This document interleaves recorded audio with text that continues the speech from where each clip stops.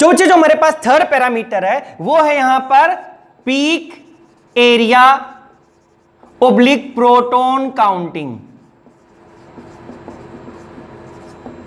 देखो ये क्या बताता है, हमने लिखा था सबसे पहले the number of signals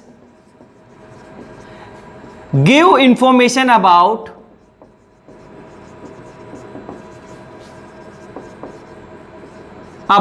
types of protons. कह रहा था कि जितने हमारे सिग्नल मिलते थे वो बताते थे उतने ही टाइप के हमारे पास क्या होते थे, proton. Whereas chemical shift gives information about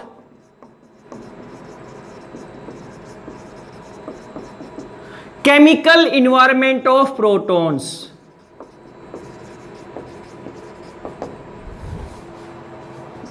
कि केमिकल शिफ्ट ने बताया था कि उनका इन्वायरमेंट कैसा है, whereas but the number of protons of a same kind is given by intensity of signal. देखो बच्चे हमारे पास क्या था, हमारे पास 3 टाइप के प्रोटॉन थे। एक 6 प्रोटॉन एक टाइप के थे, 2 प्रोटॉन एक टाइप के, 3 प्रोटॉन एक टाइप के। तो अब क्या हो गया, हमारे पास 3 टाइप के थे, नंबर तो सेम नहीं था, एक 6 थे, एक 2 थे और एक 3 थे। तो अब उसका जो पीक आएगी वो पीक एरिया अलग अलग आएगा। तो कह रहा है कि जितने ज्यादा प्रोटॉन होंगे उतनी ही इंटेंस क्या आएगी, पीक आएगी। तो कह रहा है कि जो इंटेंसिटी है जो क्या बताएगी, वो बताएगी कि हमारा सेम काइंड के कितने प्रोटॉन। अब इंटेंसिटी को हम कैसे देखते हैं, हाइट से देखते हैं या उससे पीक के एरिया के अंदर से देखते हैं। तो जो हम इंटेंसिटी ऑफ सिग्नल होती है वो होती है and intensity of signal is given by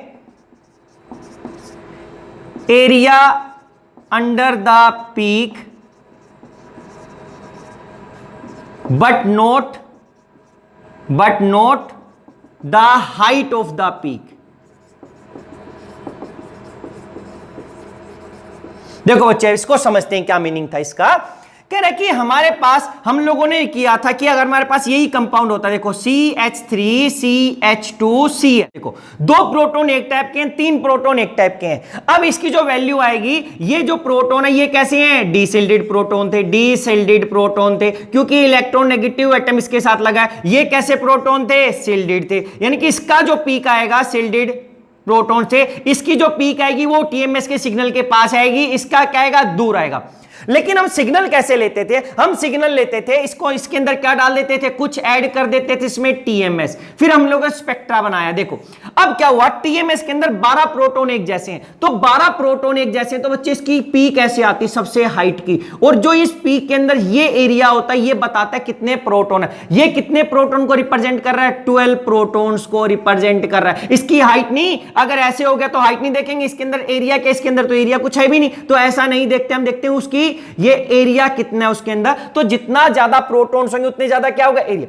अब हमारे पास जो सबसे स्ट्रॉन्ग सिग्नल आता है वो टीएमएस का ही आता है, क्योंकि 12 एक जैसे प्रोटॉन होते हैं। वैसे दूसरे कंपाउंड में एक जैसे प्रोटॉन्स इतना होना मुश्किल है, ऐसा जनरली नहीं होता। तो अब इसके रिस्पेक्ट में सभी सिग्नल आएंगे। देखो 12 को इतनी हाइट रिप्रेजेंट कर रही है, फिर हमारे पास क्या है, 3 प्रोटॉन है, 3 प्रोटॉन को, तो ये 12 कितना है, तो 3 का कितना होगा हमारे पास, अगर इसकी मैं करूंगा तो मान लिया, और ये कितने के आसपास आएगा, ये 1 ppm के आसपास आएगा। तो यहां पर क्या हो गया, 1 ppm था, ये क्या था, 0 ppm बोला था, ये ppm के अंदर है केमिकल शिफ्ट की वैल्यू, तो 1 के आसपास आएगा। तो ये ऐसी पीक आएगी हमारे पास जो कितने को रिप्रेजेंट करेगी, इस एरिया के अंदर जो आएगा ये 3 प्रोटॉन्स को रिप्रेजेंट करेगा। ये एरिया कितने को रिप्रेजेंट कर रहा है, 3 प्रोटॉन्स को।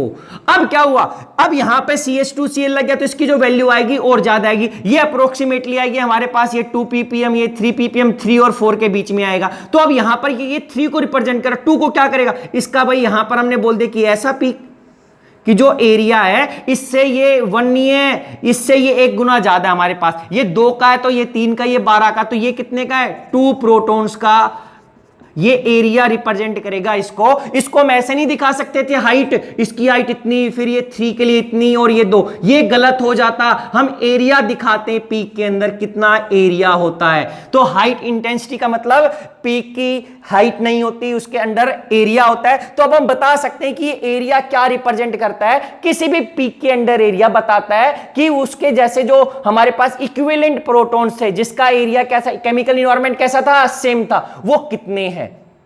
तो जितना ज्यादा एरिया उतने ज्यादा क्या होंगे, हमारे इक्विवेलेंट क्या हो जाएंगे, प्रोटॉन्स। तो हम इस पॉइंट को लिख सकते हैं क्या,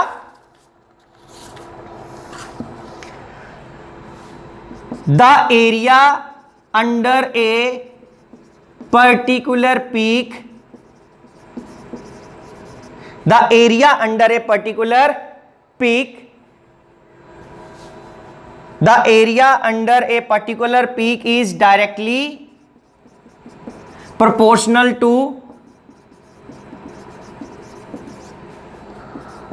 number of chemical equivalent protons।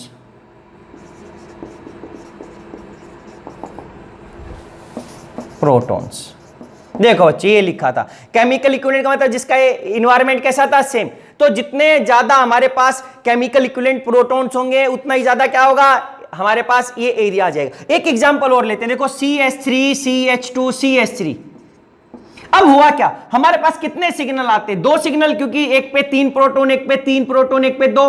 अब इस CH3 के साइड में CH2, CH3 के साइड में CH2, तो ये CH3 का इन्वायरमेंट सेम हो गया। तो 6 प्रोटॉन हमें क्या देते थे, 1 सिग्नल। ये 2 प्रोटॉन हमें क्या देते हैं, 1 सिग्नल। अब हम इसका जब मेजर करेंगे हमारे पास बच्चे, तो हम टी में क्या डाल देते हैं, प्लस TMS डालने के बाद हमारे पास एक सिग्नल आता। अब सिग्नल आएगा तो ये हाइट हमने बोल दी 12 प्रोटॉन्स के लिए TMS के। तो अब ये 6 प्रोटॉन एक जैसे, इसका सिग्नल आता 1 ppm के आसपास, बिलो 9 या 0.9 या 0.7। तो यहां पर हमने जो CH3 का है, हम यहां पे 0.9 ppm, यहां पे 1 लिखा था, वो मैटर नहीं कर रहा। अभी हम केवल इंटेंसिटी देख रहे हैं, ये हम बात करेगा जब एग्जैक्ट हम केमिकल शिफ्ट की बात करेंगे कितने पे होगा। तो अब हमने ये 1 लिखा तो ये 1 पे लिख देते हैं, यानी कि 1 लिखो या 0.9 लिखो या 0.7 के आसपास आता है। तो अब क्या हुआ, यहां पे थोड़ा चेंज हो सकता था, क्योंकि इसके साइड में CH2Cl था, यहां पर ये प्योर CH2 साइड में। तो ये जब प्योर ये CH3 होता है तो नॉर्मल इसकी 0.9 के आसपास होता है, तो हमने भी 1 ही लिखा है। तो अब क्या हुआ, 6 प्रोटॉन एक जैसे हैं, तो ये 12 कैसा था, तो 6 का कितना एरिया होगा, इसका हाफ कर दूंगा ना इसकी लाइट, और ये इस तरीके से देखो 6 में ऐसा। अब क्या हुआ, ये 1 से थोड़ी दूरी पे आएगा, 2 से पहले ही आएगा, लेकिन ये 1.8 CH2 आएगा, लिए 1.5 के आसपास। तो ये 1 ppm था, तो ये कितना है 1.5। 1.5 पे कितने, 2। अरे 6 का है तो 2 का कितना होगा, इतना, ये 2 प्रोटॉन्स का हो गया, क्योंकि फिर 4 और 6 करेंगे तो इतना ही आ जाएगा। तो ये 2 प्रोटॉन्स का एरिया, ये 6 प्रोटॉन्स का एरिया, और ये 12 प्रोटॉन्स का। तो हमें उस पीक को, हम जब ग्राफ के अंदर पीक देखते हैं, तो जितनी बड़ी पीक आएगी, जितना ज्यादा एरिया होगा, तो हमें पता चलेगा कि उतने एक जैसे प्रोटॉन्स है। तो उससे हमें पता चलता है, ये पीक एरिया प्रोटॉन काउंटिंग बताता है कि हमारे पास कितने प्रोटॉन्स होंगे एक पर्टिकुलर काइंड के। अब इसमें बच्चे एक चीज और है, ध्यान देनी है आप लोगों ने, क्या कभी कभी क्वेश्चंस में, अभी आपके लेवल पे तो नहीं आएगा, लेकिन ऐसे आ जाता है कि हमारे पास 3 टाइप के प्रोटॉन थे, उसका जो पीक एरिया वो 1:2:3 में है।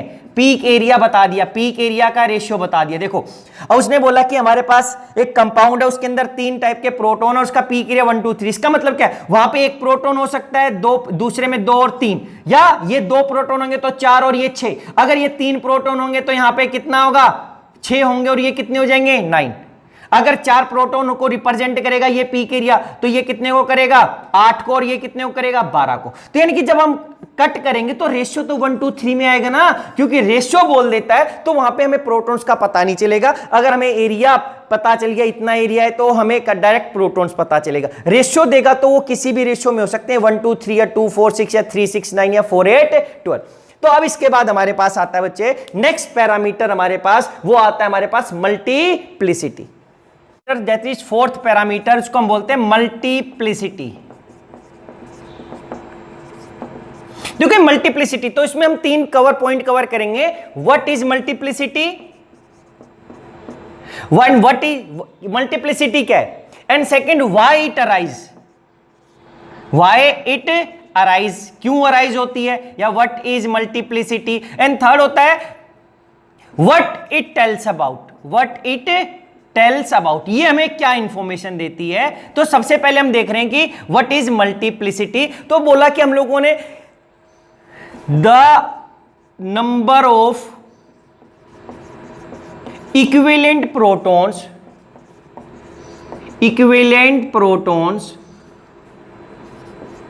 do not give a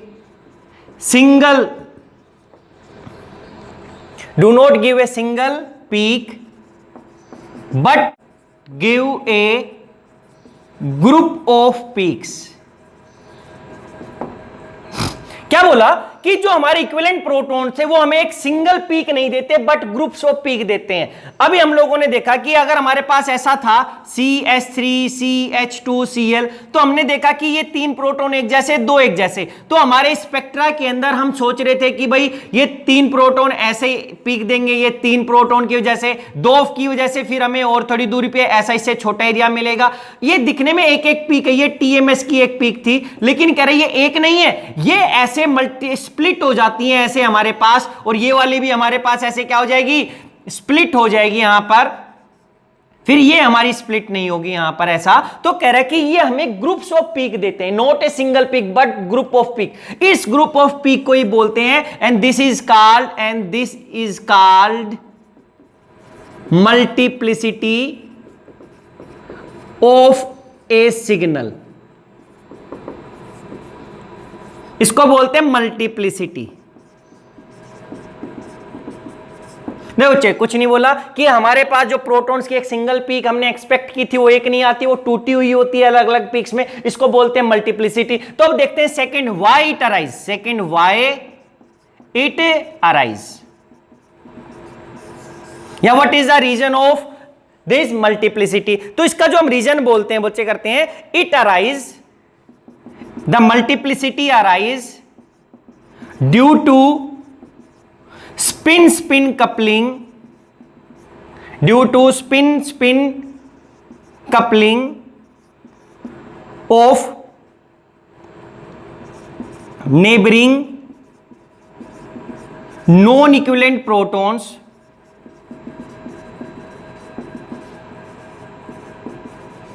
with the absorbing proton.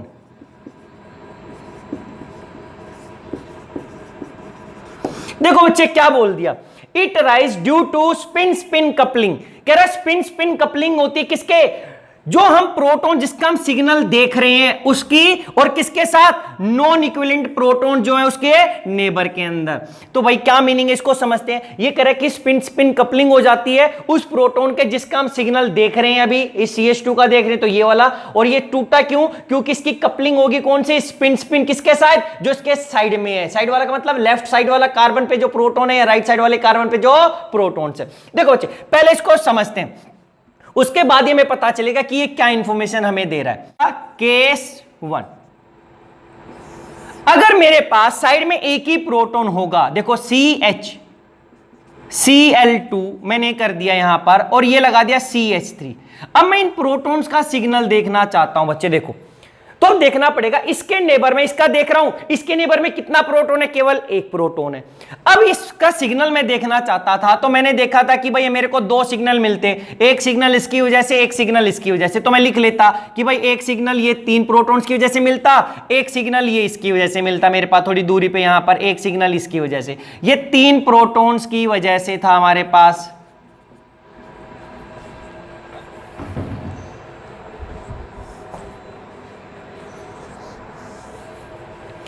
लेकिन अब हुआ क्या, हमने यहां पे एक्सटर्नल मैग्नेटिक फील्ड दी बच्चे, देखो हमने जितनी दी थी इसके केमिकल इन्वायरमेंट की वजह से इसको कुछ मिलना था बी इफेक्टिव।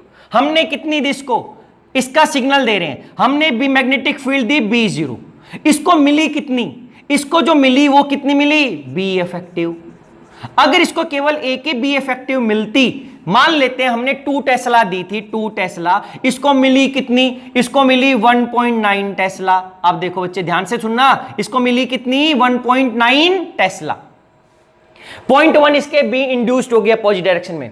अगर 1.9 मिलती तो इन प्रोटॉन्स की एक ही प्रीसेशनल फ्रीक्वेंसी होती, और वो कितनी प्रीसेशनल फ्रीक्वेंसी होती? वो प्रीसेशनल फ्रीक्वेंसी होती 42.5 इंटू 1.9 टेस्ला।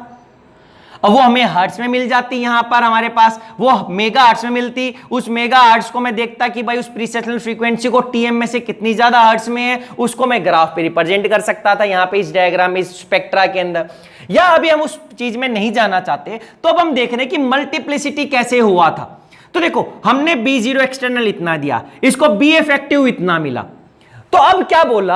अब कह रहा है कि अब इसके साइड वाले कार्बन पे अगर प्रोटॉन हुआ तो ये भी नहीं मिलेगा, इसके अंदर भी डिफरेंस आ जाएगा। क्यों आएगा? देखो इसके साइड वाला प्रोटॉन है बच्चे, उस प्रोटॉन का मैग्नेटिक फील्ड में तो ये भी है हमारे पास, अभी यहां पे भी इसको मैग्नेटिक फील्ड मिल रही है, लेकिन हम इसका सिग्नल मेजर कर रहे हैं। तो कह रहा है कि आइदर ये प्रोटॉन एक्सटर्नल मैग्नेटिक फील्ड के सेम डायरेक्शन में हो जाएगा, या इसके क्या हो जाएगा? अपोजिट डायरेक्शन में। अगर इसने सेम डायरेक्शन में किया तो इसने कोई ना कोई तो 0.01 बोल दिया, 0.01 टेस्ला प्रोड्यूस करी सेम डायरेक्शन में इसने। इस अरेस के स्पिन ने, जब इसने मैग्नेटिक मोमेंट सेम डायरेक्शन में लाइन हो गया तो इसका कुछ मैग्नेटिक मोमेंट मिला, वो कितना मिला? 0.01। अगर अपोजिट हो गया तो भी ये 0.01 टेस्ला करेगा। तो अब होगा क्या? देखो इसका जो बी इंड्यूस था बच्चे, एक बार समझने की जरूरत है, वो कितना था? 0.1 टेस्ला था, इस इलेक्ट्रॉन डेंसिटी की वजह से। लेकिन कह रहे हैं कि इसके साइड में जो एक प्रोटॉन है वो दो ही ओरिएंटेशन ले सकता है, एक अप होगा या एक डाउन होगा। तो एक अप होगा या डाउन होगा, तो अप में बोल दिया इतनी मैग्नेटिक फील्ड कर सकता है, ये इतना। अब कह रहा है कि ये जो एक्सटर्नल मैग्नेटिक फील्ड जो neighbouring proton, neighbouring non equivalent proton है, ये नॉन इक्विवेलेंट इसलिए तो अलग सिग्नल दे रहा था, नेबरिंग नॉन इक्विवेलेंट जो प्रोटॉन्स था, ये दो मैग्नेटिक फील्ड प्रोड्यूस कर रहा है। क्या? तो 0.01 अप या डिक्रीज। तो अब ये मैग्नेटिक फील्ड इसको अफेक्ट करेगी, तो इसको एक्चुअली क्या दिखाई देगा कि जो इसको जो 1.9 टेस्ला था, एक बार इसको मिल सकता है 1.9 प्लस 0.1, तो एक बार 1.91 दिखेगा, या दूसरी बार इसको क्या दिखाई देगा? इसकी अपोजिट डायरेक्शन में अगर ओरिएंट हुआ तो उस टाइम पे हमें क्या दिखेगा? 1.9 माइनस 0.01 क्या दिखाई देगा? 1.98। तो एक्चुअली अब इसको जो एक 1.9 टेस्ला मिल रहा था बी इफेक्टिव, इसके साइड वाले प्रोटॉन की ओरिएंटेशन दो ही पॉसिबल थी, और ये 50% इसमें हो सकता है या 50% ऐसा हो सकता है, और ज्यादा नहीं हो सकता। तो इसकी वजह से एक बार इसको थोड़ी सी जो मैग्नेटिक फील्ड मिलनी थी बी इफेक्टिव, वो हल्की सी ज्यादा दिखाई देगी, और एक बार क्या दिखाई देगी? कम। इसलिए अब इसकी जो एक्चुअली प्रीसेशनल फ्रीक्वेंसी होती, वो एक बार क्या तो इससे थोड़ी ज्यादा दिखाई देगी या कम। अब ये एग्जैक्ट एक प्रीसेशनल फ्रीक्वेंसी यहां पर नहीं होगी, हम मिडल में लेते हैं, तो अब ये एक ना होकर कितने में हो गया? 2 में। अगर 2 में हो गया तब इसको, इस पीक को हम ऐसा दिखाते हैं, देखो जो एक पीक थी, इसका सेंटर तो इधर ही रहेगा, इस पॉइंट पे जो सेंटर है, लेकिन अब इसकी प्रीसेशनल फ्रीक्वेंसी एक ना होकर कितनी होगी? 2। क्या? तो थोड़ी ज्यादा या थोड़ी सी कम, ज्यादा इसमें होगी, कम इसमें होगी। तो अब ये पीक एक ना रह के सेंटर तो वहीं पे रहेगा। अब जो ये पीक थी, ये इस तरीके से क्या हो जाएगी? 2 में स्प्लिट हो जाएगी, ये 2 में देखो स्प्लिट हो गई। और जो यहां पर स्प्लिट हो गया, ये किस रेशियो में होगा भाई? इस पीक के अंदर एरिया या यहां पे करेंगे तो ये 1:1 में होगा। क्यों? क्योंकि 50% इसकी प्रोबेबिलिटी है, 50% इसकी प्रोबेबिलिटी है। तो कह रहे कि अब उसके साइड में एक प्रोटॉन हुआ, तो जो भी सिग्नल यहां पे 2 प्रोटॉन हो, 3 प्रोटॉन हो, यहां पे चाहिए एक ही प्रोटॉन हो, वो सभी के सभी का जो सिग्नल आना था वो 2 में टूटा हुआ दिखाई देगा। कितने में? 2 में। अब देखो एक सेकंड केस लेते हैं, अगर इसी को मैं ऐसा कर देता, अब मैं एक CH2Cl कर देता, बच्चे देखो सेकंड एग्जांपल कर रहा हूं, और ये करता CH3।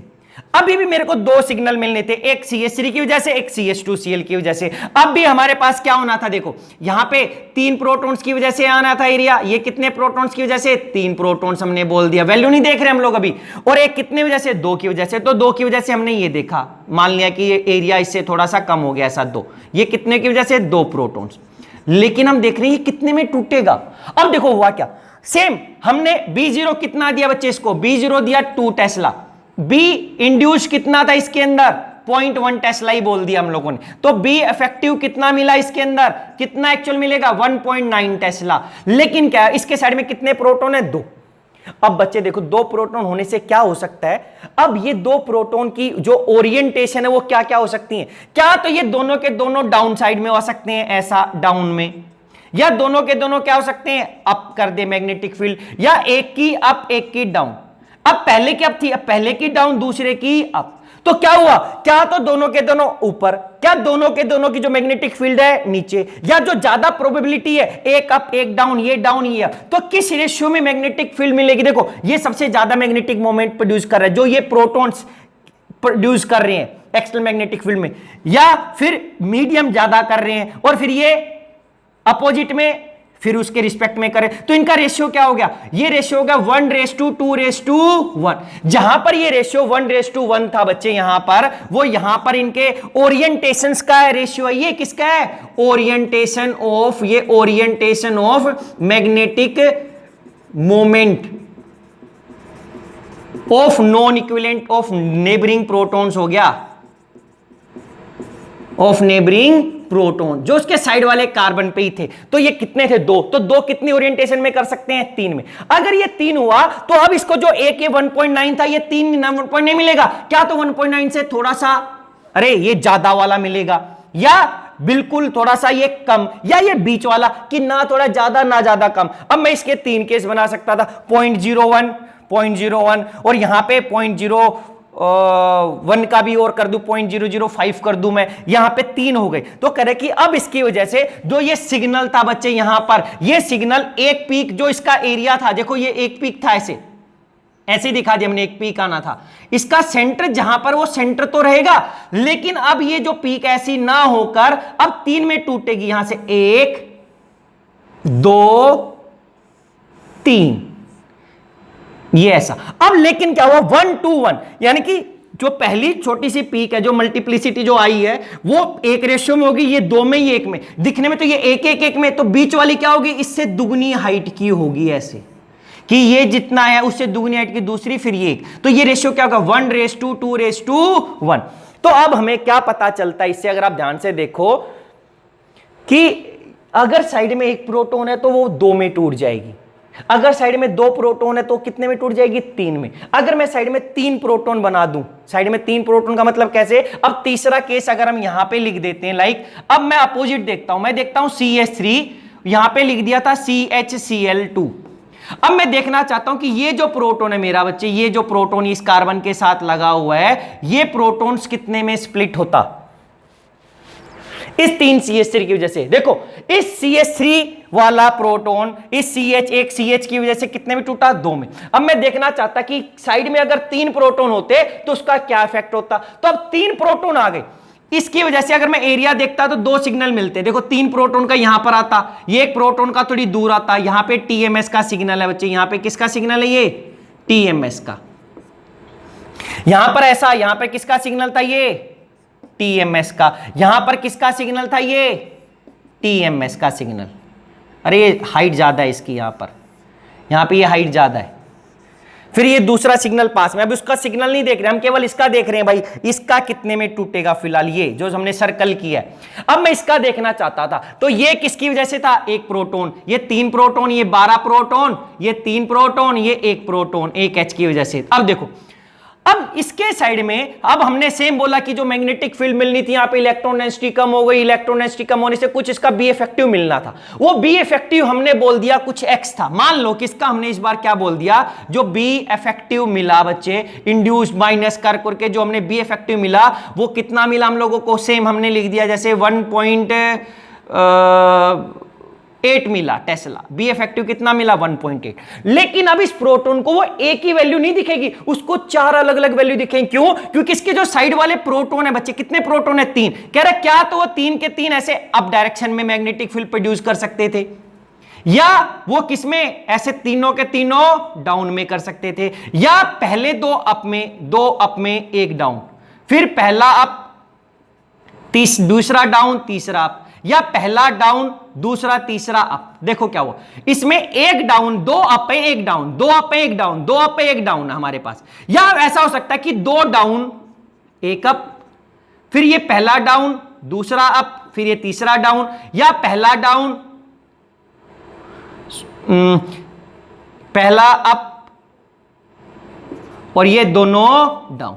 तो देखो क्या हुआ, इस 3 प्रोटॉन की ये अलग अलग ओरिएंटेशन हो सकती हैं, कितनी 1 2 3 4 1 2 3 4 5 6 7 8 हो सकती हैं, लेकिन ये 3 इनकी जो एनर्जी होगी इन तीनों की सेम है, इन तीनों की एनर्जी सेम है, इसकी एनर्जी सेम है, इसकी तो अपने आप में सेम, इन तीनों की सेम, इन तीनों की सेम है। यहां पर भी क्या हुआ था, इन दोनों की एनर्जी सेम थी, हम बता नहीं सकते थे कि ये कौन सा अप है या कौन सा डाउन है, इसलिए 1:1 रेशियो लिखा। तो अब यहां पर क्या होगी, 4 पॉसिबल ओरिएंटेशन हो गई, ओरिएंटेशन तो 8 है लेकिन इन तीनों की सेम है, इन तीनों की सेम है, तो जो इनकी प्रोबेबिलिटी है होने की, ये कितने में होना, अप होगा या डाउन होगा, तो रेशियो क्या होगा प्रोबेबिलिटी का 1:3:3:1।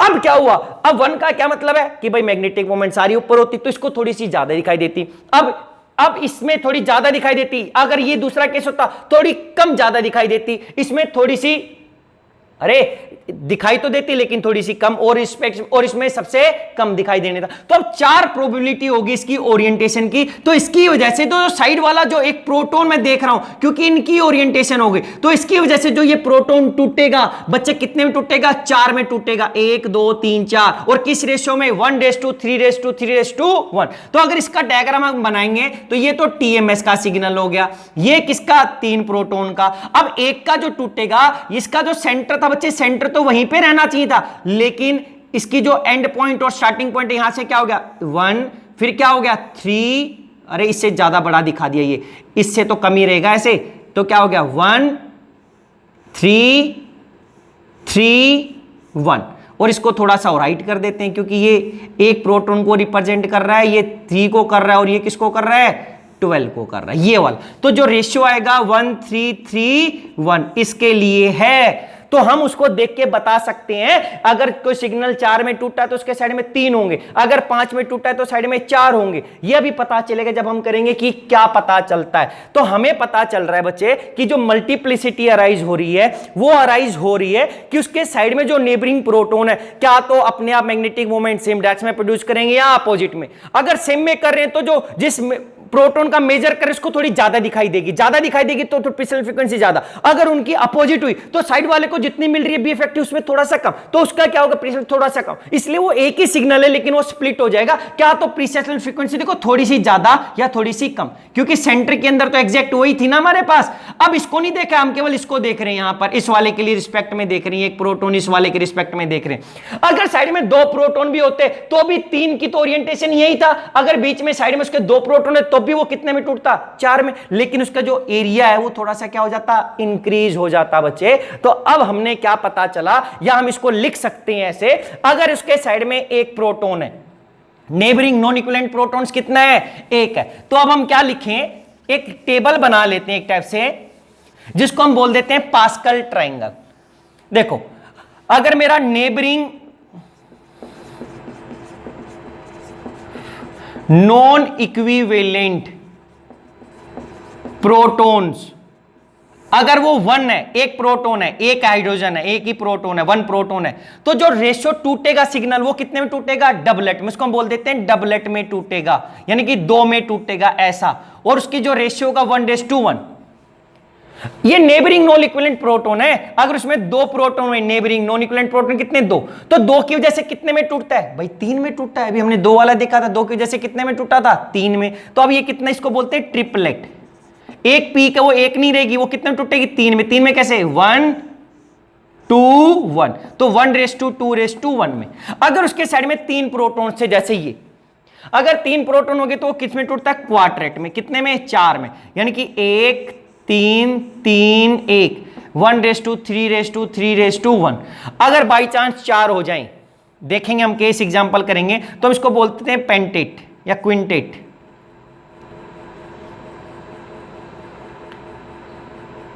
पेंटेट बोल दो, PENTATE, पेंटेट, या क्विंटेट, QUINTET।